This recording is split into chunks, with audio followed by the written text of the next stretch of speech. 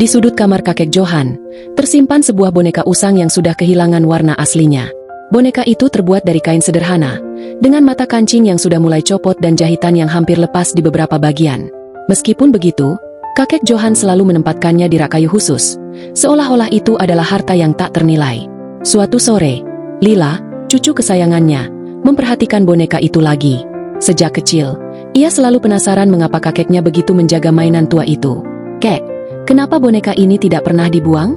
Sudah jelek dan rusak," tanya Lila polos sambil memegang boneka itu dengan hati-hati. Kakek Johan menghela napas panjang sebelum duduk di sampingnya. Matanya berkaca-kaca saat ia mengelus kepala Lila. "Ini bukan sekadar boneka, Lil. Ini satu-satunya kenangan yang tersisa dari adikku, Rudy." Lila terdiam, matanya membesar. Ia tak pernah mendengar kakeknya bercerita tentang seorang adik. "Adik kakek?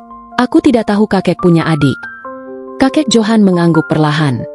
"Dia hilang saat perang dahulu. Waktu itu, kami harus mengungsi karena desa kami dibom.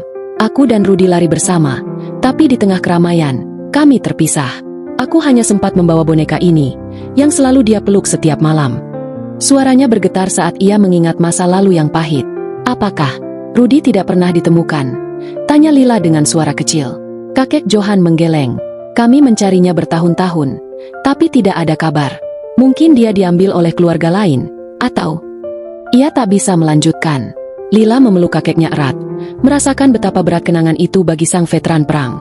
"Jadi, boneka ini seperti pengganti Rudy untuk kakek?" "Ya, setiap kali memegangnya, aku seperti mengingat wajahnya, tawanya, dan betapa berharganya keluarga. Perang mengambil banyak hal, tapi kenangan itu tetap hidup di sini," ujar kakek Johan sambil menunjuk hatinya. Lila tersenyum lembut. "Kalau begitu, boneka ini harus kita jaga baik-baik. Aku juga ingin tahu cerita tentang Rudy lebih banyak, Kek." Kakek Johan mengusap air matanya dan memeluk cucunya.